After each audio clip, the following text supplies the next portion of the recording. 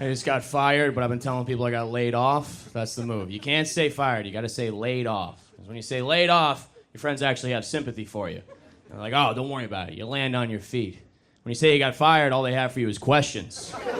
Like, what happened? What'd you do? And I'd answer those questions if I had a cool answer. If I could say something like, oh, dude, they caught me vaping in the handicap stall. They caught me jerking off in the handicap stall. But I gotta look them dead in the face and just be like, oh, dude, they told me I was a bad culture fit. It's true, though, I am. I'm like a facilitator of workplace hatred. That's like my thing. I'm like the last guy you want to see in a break room, truly. If you're having a bad day, I'm just gonna pile on, really. Open the cabinet, oh, we're out of peanut butter pretzels again. I'm in the corner. This company doesn't fucking care about us. Look, I can't be the only person that actively roots against their company to fail, right? Look, paycheck is nice and all, but wouldn't you just like to see it all burn? It's a startup. Who would miss it, right? I don't know, I had to check out my resume for the first time in a while. You ever look at an old resume and just marvel at the lies? Bold, italics, lies. It's all... I had a line in there that said, entrepreneur. Like, yeah, I used to sell Adderall. Like, what do we... And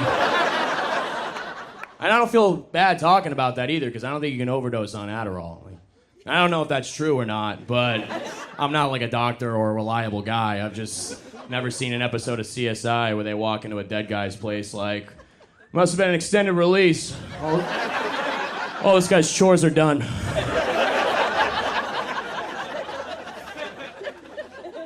had to go to a bunch of job interviews, and I thought I'd be cruising through job interviews. You know, I'm a smart guy. I got a lot of charisma. I thought it'd be easy. Most of the job interviews are online, though, so what happens is, you forget about them. You're farting around the computer, you're watching a hockey fight compilation, and a Zoom window pops up. You're like, oh, here we go. All right. And, you could skate on charisma for, like, most of the small talk, but then they start to really hammer you with the tough questions. They'll go, Alec, can you name a time in your life when you faced adversity? You ever been so unprepared it comes off as white privilege? I'm like, adversity!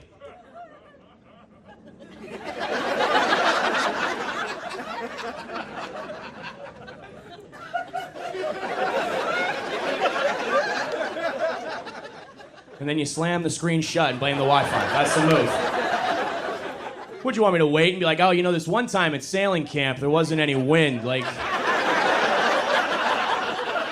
I'm gonna blame the Wi-Fi. I got a temporary job right now. I'm a substitute teacher. If you ever wanted to find out how your friends really feel about you, just tell them that you're teaching. So they'll just say things to your face like, wow, they must really need people, huh? Yeah, there's a shortage of heroes right now, actually. It's always your buddies that work in, like, tech sales or something. And I would never say that to them about their jobs. I'd never be like, wow, they must really need a washed-up D3 athlete with a coke problem, huh?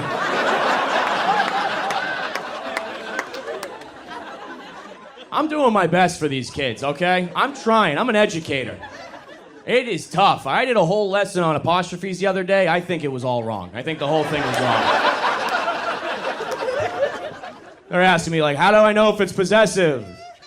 I'll sound it out. I don't know. Good part about being a sub, though, for the most part, your job is just throwing on a movie and then watching the first half of that movie 6 times in a row during the day.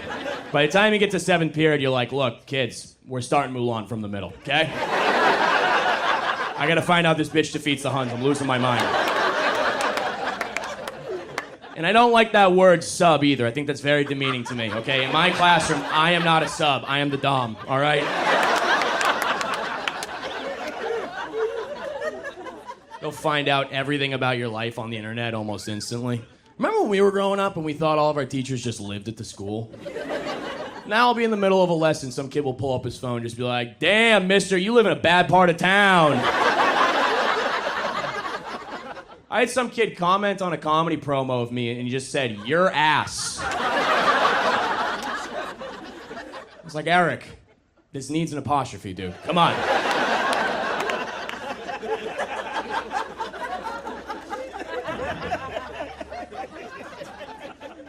I'm trying to get a girlfriend right now. I put having a girlfriend on my vision board. It's a big goal for me. Don't laugh at that. I don't know. Look, everyone's got a girlfriend now. Even like the weird friend in my group, he's got a girlfriend, and she's way out of his league, like suspiciously out of his league. But she says it's because he has big golden retriever energy. You heard that? Big golden retriever energy? I don't know. I think it's kind of cute. It's cute. It's fun. Like, I'm going to start saying that. Big golden retriever energy. We were all calling it mild autism, so. It's like, have you met Dave? He's a biter.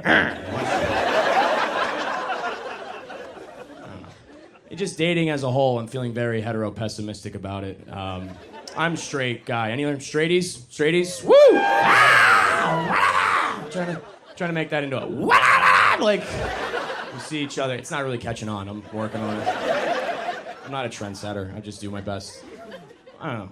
I just as a whole, like as for a straightie, you know, it's as a guy, it feels like I'm always just giving dating advice I didn't ask for, especially on social media.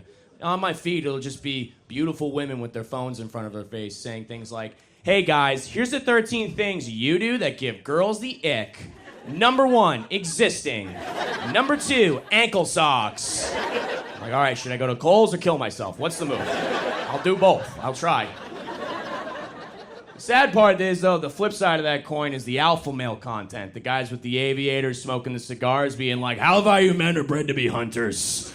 Are you ready to hunt for your prey? It's like, no, dude, I'm gonna make like pizza rolls or something. I hate all that alpha male content, dude. It's very toxic. And especially it sucks when your friends do it. Like I had a buddy, he posted an Instagram that said, when she broke up with you, she made a bet on your future. Make sure she loses that bet. I'm like, are you about to shoot up a casino? What are you talking about? It's sad because I wish my boys could just feel comfortable enough to talk to me. Like, I've been going to therapy for like a month, okay? I'm an emotional intelligence brown belt at this point, all right? I got moves, dude. You want to kill yourself? Have you tried going for a walk, my man? What about breathing, huh? I don't know. I could use those tips, though. I'm not great. I had a girl over my place the other night for a movie night, and I picked out the movie.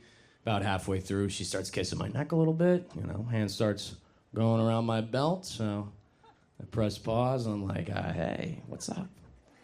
You don't like the movie? What's going on?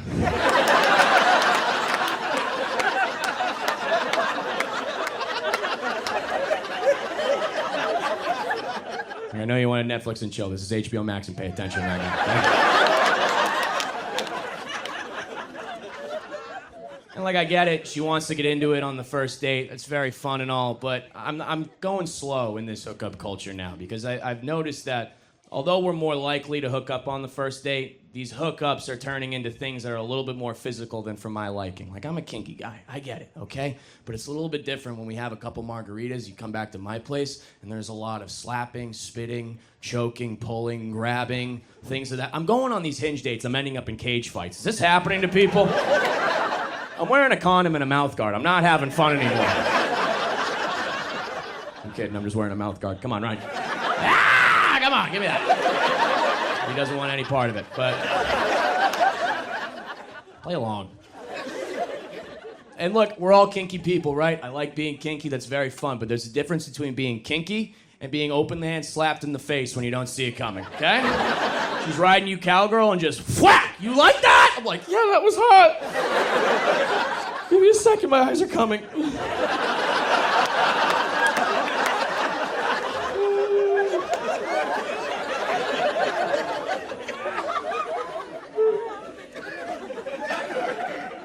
And it's like, what do I say to my boys when I've had an encounter like this? Because normally, sex is a very high-five situation. We go back, we're pumped about it, we're stoked. But what do I talk about when I've had an encounter and I feel like I've been embarrassed and I feel used and I feel dirty? I'm like, yeah, dude, went back with the girl from the bar last night. Uh-huh. Yeah? Well, let me tell you, my man, I could use a hug. All right, guys, that's been my time. Thank you very much.